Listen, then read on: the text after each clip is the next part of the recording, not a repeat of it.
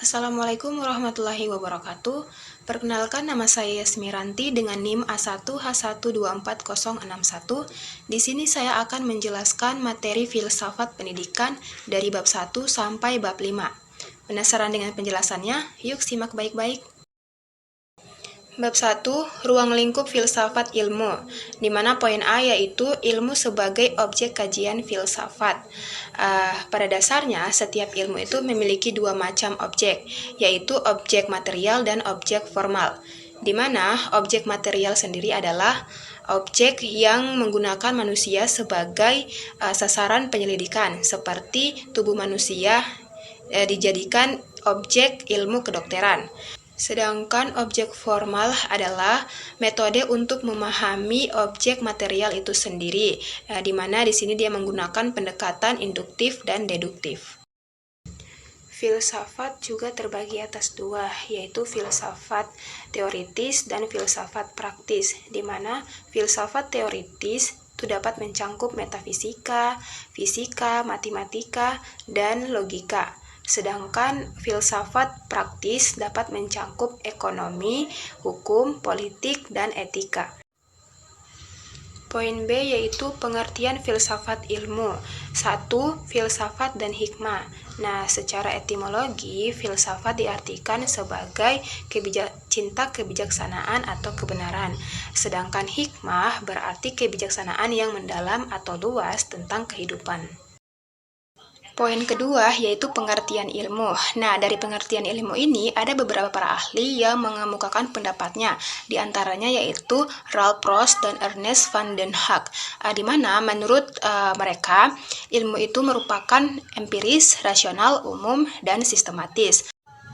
Yang kedua yaitu Carl Person, di mana menurut beliau ilmu itu adalah lukisan atau keterangan yang komprehensif atau sistematis tentang fakta pengalaman dengan istilah yang lebih sederhana. Berikutnya poin yang ketiga yaitu persamaan dan perbedaan filsafat dan ilmu. Nah, di mana di sini saya akan menjelaskan secara singkat dan kalian dapat membacanya di PPT saya yang ada di atas, yaitu persamaan filsafat dan ilmu adalah sama-sama mencari rumusan yang sebaik-baiknya, selengkap-lengkapnya, sampai ke akar-akarnya. Sedangkan perbedaan filsafat dan ilmu yaitu dapat ditinjau dari objek material dan objek formal, di mana objek material filsafat ini bersifat umum, sedangkan objek material ilmu bersifat khusus atau empiris. Sedangkan apabila ditinjau dari objek formal, maka objek formal filsafat ini dia bersifat non-fragmentasi, sedangkan objek formal ilmu ini dia bersifat fragmentasi. Poin yang ketiga yaitu tujuan filsafat ilmu, di mana tujuan filsafat ilmu ini terbagi atas tiga. Yang pertama yaitu mendalami unsur-unsur pokok ilmu secara lebih mendalam. Kemudian yang kedua yaitu memahami sejarah pertumbuhan, perkembangan, dan kemajuan ilmu. Dan yang ketiga menjadi pedoman bagi dosen dan mahasiswa dalam melanjutkan studi di perguruan tinggi. Bab 2, sejarah perkembangan ilmu. Nah, poin A yaitu landasan ilmu pada zaman Yunani. Nah, di mana pada periode zaman Yunani ini sangat membawa pengaruh pada peradaban dunia, di mana pada saat itu manusia sudah mulai mengalami perubahan dari pola pikir dari pola pikir mitosentris menjadi pola pikir logosentris, di mana pola pikir mitosentris adalah pola pikir masyarakat yang mengandalkan mitos untuk menjelaskan suatu fenomena alam. Sedangkan pola pikir logosentris adalah pola pikir yang menekankan pada rasio atau akal budi, di mana pola pikir ini cenderung menolak mitos. Poin B yaitu perkembangan ilmu pada zaman Islam.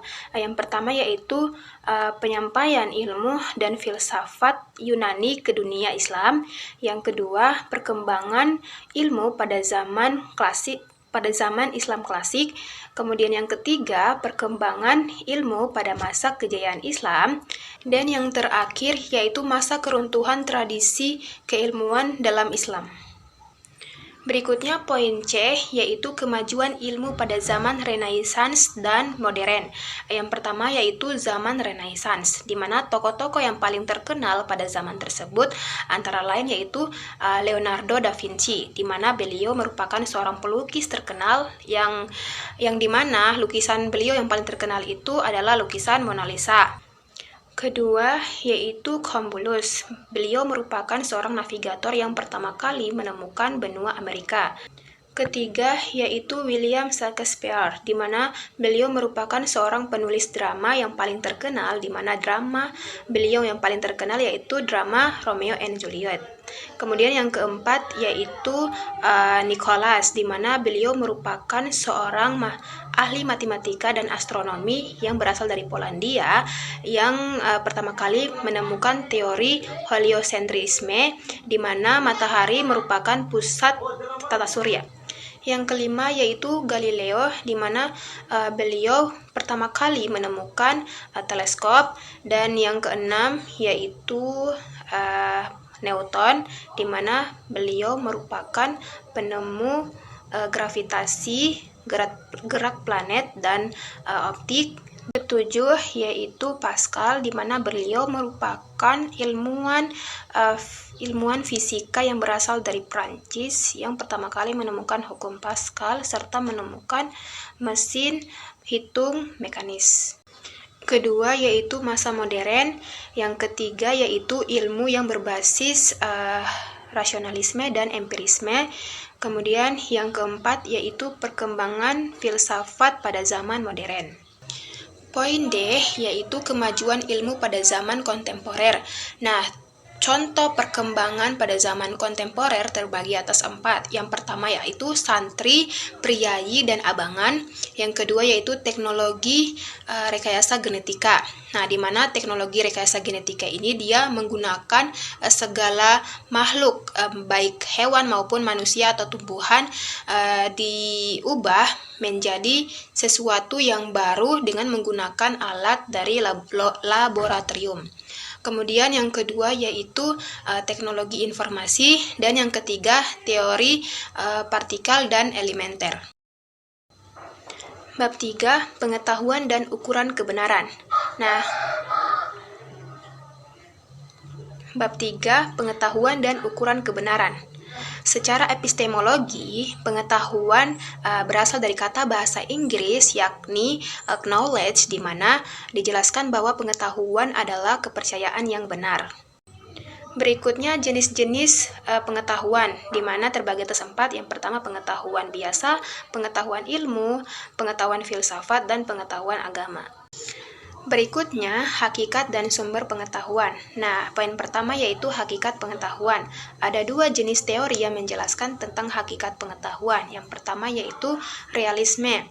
Realisme yaitu gambaran yang sebenarnya dari apa yang ada dalam alam nyata atau fakta dan hakikat. Berikutnya yang kedua yaitu idealisme. Nah, idealisme ini menegaskan bahwa untuk mendapatkan pengetahuan yang benar-benar sesuai dengan kenyataan itu sangat mustahil. Kedua, sumber pengetahuan terbagi atas 4. Yang pertama yaitu empirisme, yang kedua rasionalisme, yang ketiga intuisi, dan yang keempat wahyu. Berikutnya ukuran kebenaran. Dalam hal ini, kebenaran dapat memicu tumbuh dan berkembangnya epistemologi, di mana kebenaran epistemologi adalah kebenaran yang berkaitan dengan pengetahuan manusia. Teori yang dapat menjelaskan kebenaran epistemologi terbagi atas 4. Yang pertama yaitu teori respondensi, yang kedua teori fragmentasi tentang kebenaran, yang ketiga teori koherensi tentang kebenaran, dan yang keempat agama sebagai teori kebenaran. Berikutnya klarifikasi dan hierarki ilmu. Nah, klarifikasi Al-Ghazali tentang ilmu terbagi atas 2. Yang pertama yaitu ilmu syariah, dan yang kedua ilmu akliyah. Bab 4 yaitu dasar-dasar ilmu. Yang pertama yaitu ontologi. Nah, menurut istilah, ontologi adalah ilmu yang membahas tentang hakikat yang ada baik berupa jasmani maupun rohani. Nah, dasar dari ontologi di sini terbagi atas 4. Yang pertama yaitu monaisme, yang kedua dualisme, yang ketiga pluralisme, dan yang keempat nihilisme. Nah, penjelasan dari keempat dasar ontologi ini bisa dilihat di PPT di atas. Berikutnya poin B yaitu epistemologi. Nah, epistemologi merupakan cabang filsafat yang berurusan dengan hakikat dan ruang lingkup pengetahuan, pengendalian dan dasar-dasar serta tanggung jawab terhadap pernyataan mengenai pengetahuan yang dimiliki.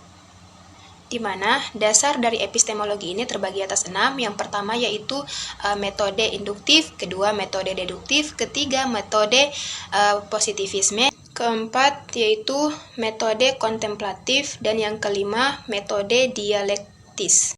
Berikutnya poin C yaitu aksiologi. Nah, ada beberapa definisi yang menjelaskan tentang pengertian aksiologi. Di antaranya yang pertama yaitu aksiologi berasal dari perkataan aksio yang artinya nilai dan logos yang artinya teori. Jadi aksiologi merupakan teori tentang nilai.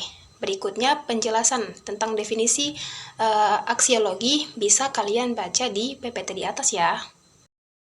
Bab 5 yaitu sarana bahasa. Nah, bahasa merupakan sistem yang terstruktur dari simbol-simbol bunyi arbiter yang dipergunakan sebagai alat bergaul satu sama lain, di mana fungsi bahasa yaitu sebagai penyampaian perasaan, pesan, dan emosi, serta sebagai sarana untuk perubahan masyarakat.